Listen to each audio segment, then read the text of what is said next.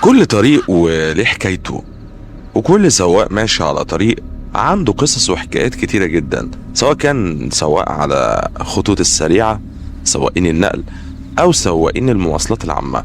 حكايتنا النهاردة بتتكلم عن عم عثمان. عم عثمان كان سواق أتوبيس في أحد القرى اللي كانت تبع محافظة البحيرة، واللي كان عنده أكتر من 25 سنة خبرة في مجال السواقة ده، وكان على طول ماشي في الخط ده. ويحكي لنا النهاردة قصة من أغرب القصص اللي ممكن تسمعها. والقصة بتاعتنا النهاردة هي قصة مستوحاة عن أحداث حقيقية، يعني القصة دي حصلت بالفعل. نشوف بقى اللي جاي إيه. عم عثمان بيقول إنه كان متعود يمشي على الطريق ده بشكل يومي، ما كانش حد حكاله عليه أي حاجة ولا شاف منه أي حاجة غريبة على مر ال25 سنة اللي كان بيسوقهم على الطريق ده. لكن موقف واحد بس خلاه يغير رأيه في المكان ده، ويبص 1000 مرة على كل شخص بيركب معاه المواصلات، خصوصا بالليل. كان يوم من أيام الشتاء، وكان الجو كان برد جدا. سواء عم عثمان وقتها بيقول ان هو كان يعني بياخد باله اكتر في الوقت ده من السواقة، لان الطريق بيبقى وحش جدا وضحل، والعربية او الاتوبيس ممكن يتزحلق منه او ممكن يختل توازنه، فبيقدر ان هو او بيفضل طول الوقت مركز في الطريق. خصوصا ان الطريق ده كان على اراضي زراعية او بيعدي على اراضي زراعية، والاماكن اللي بيكون فيها الاراضي الزراعية دي مع المطر بتكون صعب ان هو يمشي فيها بشكل كبير جدا في وقت الشتاء او الامطار الغزيرة. والليلة دي كان عم عثمان بيخلص ورديته الساعة 2 بالليل، يعني الساعة 2 بالليل بيروح يسلم الاتوبيس بتاعه. فاخر دور كان بيعمله الساعة 12 بالليل تقريبا.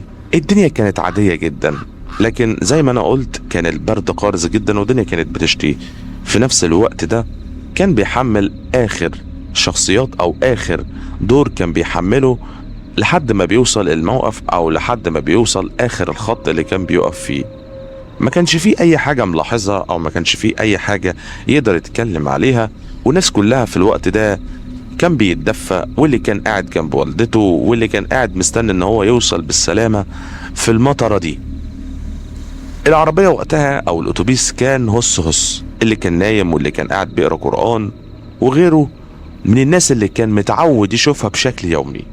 لكن النهاردة او الليلة دي شاف شخص او شخصية اول مرة يشوفها على الخط. فجأة ظهرت قدامه ست في الثلاثينات او اوائل الاربعينات، ومعاها طفل رضيع، وكان باين عليهم البؤس جدا او واقفين من فترة كبيرة جدا مستنين عربية يركبوها، لان الخط ده معظمه بيبقى فاضي او مش بتعدي فيه مواصلات الا المواصلات بتاعة النقل العام او النقل بتاعة الدولة. المهم لاحظ ان هي واقفة من فترة، فبسرعة وقف لها وركبت. لاحظ ان هي اول ما دخلت الاتوبيس لا اتكلمت ولا حتى رمت السلام، ولا حتى الطفل اللي كان في ايديها ده كان بيطلع صوت، رغم ان هو طفل رضيع بس عادي ممكن يكون نايم. كان باين عليها ان هي مبلولة جدا، كان باين عليها ان هي فعلا مستنية بقالها فترة. المهم ركبت ودخلت، حتى مكان ما هي كانت بتركب رجليها علمت مكان الطينة اللي كانت واقفة فيها في الاتوبيس. طبعا الراجل ما رضاش ان هو يتكلم او يعقب على الموضوع، كفايه البهدله اللي هي اتبهدلتها. زي ما في سواقين كتيره بيتكلموا ويقولوا او يزعقوا مع الركاب انت شايل ايه او انت بهدلت لي العربيه، فهو ما حملش هم الموضوع وسابها تركب. المهم المفروض ان اول ما بيركب الشخص اللي بيركب بيبعت له الاجره، لكن لاحظ ان الست دي اول ما ركبت لا في اجره جت ولا اجره راحت. المهم ما حملش هم الاجره خالص، لان الست دي اصلا متبهدله، فعادي لو حتى هيركبها من غير فلوس فيكون عمل فيها ثواب وخير لله. المهم العربيه فضلت ساكته ومفيش اي كلام، ووصلت المنطقه اللي بدأ فيها ينزل الناس الشخص ورا التاني، وبدأت الأصوات تعلى للناس إن هي تصحى، اللي كان نايم يصحى واللي كان لابس سماعة الهاند فري إن هو يقلعها علشان خلاص مكان النزول بتاعهم قرب. لأن بيفضل الخط اللي ماشيين فيه عبارة عن أراضي زراعية متتالية محدش بينزل فيها، لحد ما بيوصلوا للأماكن اللي فيها العمار أو البيوت، فبيبدأ الناس تنزل تدريجيا واحد ورا التاني أول ما بيوصل على أطراف القرية اللي كان داخل عليها. وفعلا بدأ شخص ورا التاني إن هو ينزل تدريجيا لحد ما أغلب الناس اللي كانت راكبة مع عم عثمان نزلت. تمام، مفيش أي مشكلة. المهم مرة ورا التانية خلاص عم عثمان وصل بيه إن هو وصل لنهاية الخط. لكن اللي لاحظه عثمان إن الست اللي ركبت معاه وما معاها الطفل ده ما نزلوش أساسا من الأتوبيس. فهو استغرب، هي نازلة آخر الخط؟ أصل آخر الخط ده المفروض المكان اللي هيركن فيه الأتوبيسات أو العربيات، فتقريبا محدش بينزل فيه أو يركن فيه إلا السواقين. فالمهم بص وراه، افتكر إن هي ممكن تكون نامت أو حاجة من التعب أو من السقعة اللي هي كانت فيها، إن هي واقفة بقالها فترة. فبص وراه عم عثمان، لاحظ إن مفيش أي حد جوه الأتوبيس أصلا. اتفاجئ عم عثمان إن كل الركاب مش موجودين أساسا، فاستغرب جدا. ازاي؟ هل ممكن تكون نزلت من غير ما يشوفها؟ مستحيل ان هي نزلت من غير ما يشوفها، لان كل الناس اللي بتنزل من جنبه او من الباب اللي جنب السواق، فاكيد لازم 100% لو نزلت هيشوفها، خصوصا ان هو كان مركز معاها وكان واخد باله منها جدا. فبص وفتش في جميع الكراسي اللي في الاتوبيس، وراح ورا عند الكنبة الأخيرة اللي في الأتوبيس عشان يشوف مين اللي نزل أو ممكن تكون قاعدة ورا. ما لقاش أي حد، فص ملح وداب. استغرب جدا وقعد يفكر كتير، طب يا ترى الست دي نزلت؟ يمكن من تعب الطريق وإن أنا مشغول والجو ساقع والدنيا بتشتي وأنا مركز جدا في الطريق، فده خلاها تنزل أساسا وانا ماخدش بالي منها. عدت الليلة بسلام، وجرش عم عثمان الاتوبيس بتاعه. وفي اليوم التاني حصل معاه نفس الموضوع، قابل نفس الست مرة تانية، والست وقتها كانت لابسة نفس اللبس ومعاها نفس الطفل تقريبا ونفس الهيئة بنسبة 100%. طبعا عثمان مستغربش خالص ان هو يلاقي نفس الاشخاص على نفس الخط ده، هو متعود كده بقاله 25 سنة بيركب معاه ناس شكلهم هم اصلا من سنين طويلة، لان هم موجودين من اهل القرية او موجودين على الخط. لكن عم عثمان اللي فرق معاه ان هو اول مرة فعلا شوفها. يمكن الست دي اول مرة تنقل المكان ده، او لسه ان هي ساكنة جديدة جوه القرية دي، فعادي جدا يشوفها بشكل دوري. لكن اللي مش عادي، الست بتركب وبيحصل نفس الموضوع مرة تانية. أول ما بتركب الطينة بتملي الطرقة بتاعت الأتوبيس وهي داخلة، وبيلاحظ نفس الموضوع، وبيلاحظ كمان إن هي ما بعتتش الأجرة مرة تانية. لكن المرة دي عم عثمان اتكلم وقعد يقول اللي ما معهوش أو اللي ما دفعش الأجرة بتاعته يا ريت يبعتها.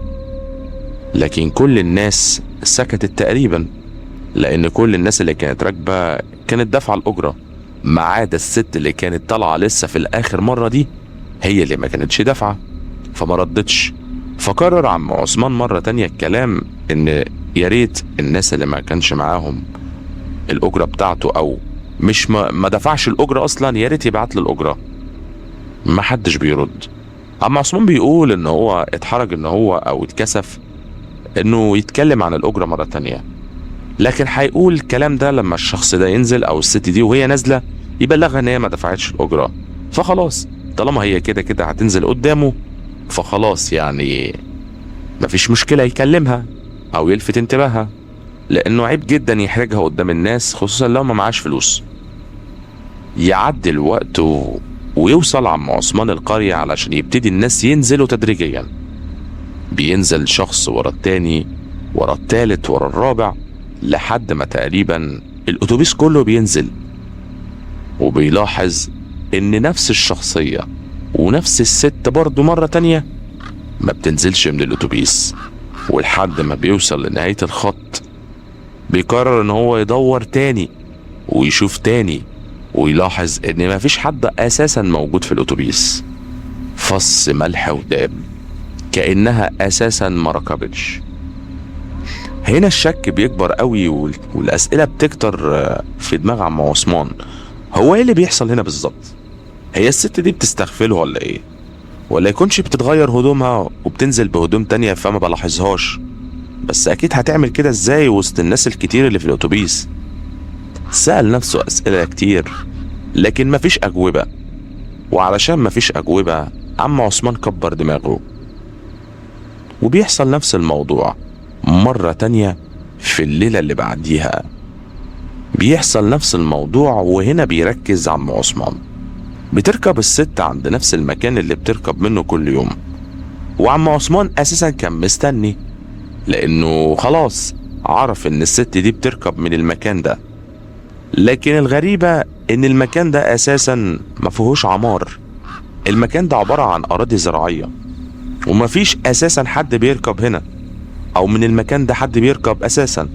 وطول ال25 سنة اللي كان شغال فيهم في المكان ده، مفيش اي حد او صادف اي حد ركب من المكان ده اصلا.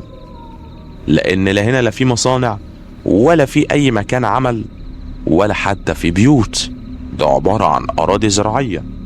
وحتى العمال اللي بيشتغلوا في الاراضي الزراعية دي بيخلصوا الساعة 5 تقريبا، وبيركبوا في الشفت اللي قبليه. السواق اللي قبليه بيركبوا مع الموظفين او الناس اللي شغالة في الاراضي الزراعية. فهنا بيستغرب، ازاي انت بتركبي من هنا بالليل؟ مفيش اي عمار ومفيش بيوت ومفيش عمارات، وبتركبي بالليل وبتركبي معايا كل يوم. قعد يسأل نفسه لكن برضه بدون اي اجابات. وهنا بيلاحظ عم عثمان ان المرة دي الست بتركب من غير الطفل اللي معاها. فقال تمام، يمكن هي سايباه في المكان اللي كانت قاعدة فيه. الله اعلم هي كانت قاعدة فين، ومش هسأل نفسي كتير، دي حاجة ما تخصنيش اصلا. دخلت الست، قعدت في هدوء وبنفس الهيئة وبنفس اللبس وبنفس المشي تقريبا. دخلت قعدت جوه من غير ما حتى برضه لا ترمي السلام ولا تتكلم. وبيوصل عم عثمان للقرية بتاعته مرة تانية، وبينزل الناس واحد ورا التاني لحد ما بيوصل لنهاية الخط، وبيحصل معاه نفس الموضوع. الست ما بتنزلش من الاتوبيس ولا كأنها اساسا موجودة، وكأنها اصلا ما ركبتش الاتوبيس. هنا عم عثمان بيقول لا، هنا لازم اقف في الموضوع. الكلام هنا في حاجة غريبة. ازاي الست دي بتركب معايا كل مرة وبتنزل وانا ما بشوفهاش؟ ولا يكونش هي بتهرب من الشباك؟ ولا ايه اللي بيحصل؟ سأل نفسه اسئلة كتير جدا، لكن الموضوع علشان هو مش منطقي اساسا فما فيهوش اي اجابة منطقية. لما بيروح عم عثمان عشان يركن الاتوبيس بتاعه، بيلاقي صحابه هناك اللي بيخلصوا الشفت معاه، ويبتدي ان هو يتكلم معاهم في اليوم والمشاكل بتاعته واللي بيحصل معاه، ومشاكل الموظفين ومشاكل الناس اللي بتركب معاه. وافتكر الموضوع بتاع الست اللي بتركب معاه، وبدأ يتكلم مع واحد صاحبه شغال في نفس الخط بقاله فترة برضه، وفتح معاه الموضوع وقال له ان بقاله 4 أو 5 أيام تقريبا واحدة ست معاها طفل بتركب من عند الأراضي، وان هو مستغرب ازاي اساسا بتركب من عند الأراضي ومفيش عمار مفيش بيوت، وبتركب كل مرة ما بتدفعش الأجرة وبتنزل من غير ما تشوفه. فهنا الراجل بيسأله او صاحبه السواق بيسأله، بيقول له انت الكلام ده حصل معاك من امتى؟ قال له بالظبط من 5 أيام، من اول ما العاصفة اللي جت دي الاخيرة والدنيا بدأت تشتي وبقى فيه سقع وبرد، بدأت الست دي تظهر له على الطريق. سأله، قال له الست دي كانت لابسة ايه؟ فحكى له ان هو شافها لابسة، هيئتها كانت متبهدلة، كان معاها طفل صغير لفاه تقريبا في لفة غريبة، يعني كأنها فوطة اصلا، وان هي بتركب معاه كل يوم وبتنزل وهو ما بيشوفهاش. فالراجل اللي معاه هز راسه وقعد يكلم مع عم عثمان في قصة خلت شعر عم عثمان يقف من كتر اللي قاله او من القصة اللي قالها.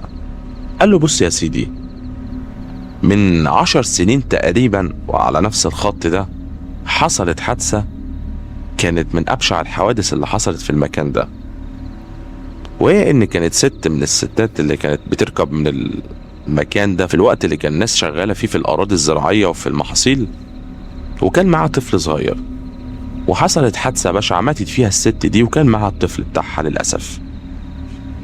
ومن بعدها حصلت ناس كتيرة جدا على الطريق قعدوا يشتكوا من إن في ست أساسا بتظهر بنفس الهيئة اللي ماتت فيها الست على الطريق من 10 سنين، وهي شايلة نفس الطفل اللي كانت معاه في الوقت ده أو في وقت الحادثة، وإن بتظهر لشخص للتاني على فترات طويلة. لكن اللي الناس اتفقت عليه إن الست بتبتدي تظهر في الوقت اللي بتحصل فيه عواصف رعدية أو الدنيا بتبتدي تشتي، لأن دي نفس الأجواء اللي حصلت فيها الحادثة من 10 سنين تقريبا، وإن كانت في وقت أو ليلة ممطرة وظهرت الست دي، واللي حصلت بعدها الحادثة البشعة اللي ماتت فيها أو فقدت حياتها هي والطفل اللي معاها. ومن وقتها ناس كتير اشتكت إن الست دي بتظهر لهم. ومش انت بس يا عم عثمان، ده في سواقين كتير على الخط كانوا عارفين الموضوع ده، بل وكانوا متعودين على وجودها، وإن الست دي الله يرحمها موجودة وساكنة في القرية اللي المفروض الناس بتنزل فيها، القرية اللي بعد الأرض الزراعية، وكانت بتنزل هناك. عم عثمان سمع الكلام من هنا وشعر راسه شاب من هنا. قال له انت بتقول ايه؟ وهو الكلام ده ينفع يحصل اصلا؟ قال له الطرق مليانة اسرار وحكايات، وكل طريق حصل عليه كارثة او حادثة او حادثتين بالكتير، وان الطرق دي شايلة اسرار لناس كتيرة جدا جدا جدا ومن زمان كمان. ومش بس كده، ده في كوارث كتيرة حصلت على طرق تانية سواقين كانوا بيحكوها هنا معايا. قال له انت بتتكلم بجد ولا بتهزر؟ والمفروض انا اعمل ايه؟ قال له كل اللي انت تعمله يا عم عثمان تجاهل الموضوع تماما كأنك ما بتشوفهاش، بس اللي لازم تعمله انك اول ما تشوفها لازم تقف لها وتركبها معاك وتنقذها من المكان اللي هي فيه، لان سواقين كتير تجاهلوها بعد ما عرفوا قصتها لانهم كانوا خايفين، واللي حصل لهم بعدها حاجات كتيرة جدا مش عايز اخوفك ولا اقولك تفاصيلها، لكن اوعى يا عم عثمان تتجاهل الموضوع. والموضوع ده موسمي، يعني اول ما النوة دي بتعدي الست دي بتختفي من على الطريق تماما. عم عثمان ضرب كف على كف وقعد يستعيذ بالله من الشيطان الرجيم.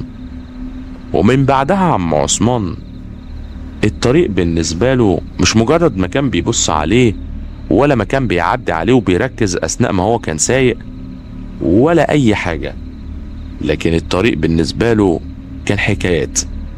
الموضوع حصل بعد ما حكاله الراجل ده مرتين كمان إن الست تركب معاه، وهو بدأ علشان يعرف الموضوع أو عرفه خلاص فبدأ يلاحظه ويبقى ساكت وما يسألش على الأجرة ولا يمنع ان هو يقف للست دي مرة تانية وهو لما بيقابلها على الطريق.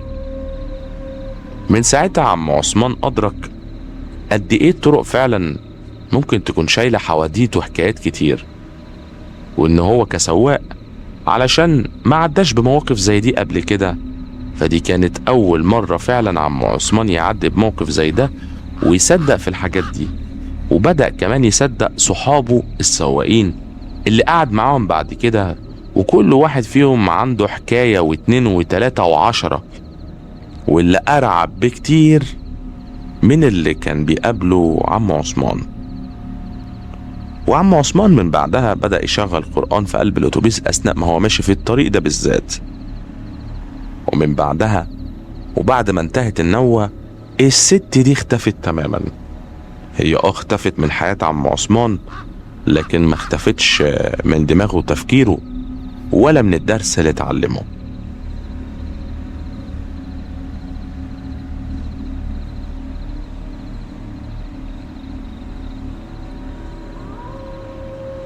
بكده تكون انتهت قصتنا وحلقتنا النهارده. يا ريت لو عجبتك ما تنساش تعمل لنا اللايك والسبسكرايب للقناه وتدوس على الاشتراك علشان يوصل لك كل جديد. كان معاكم محمد فوزي وسلام.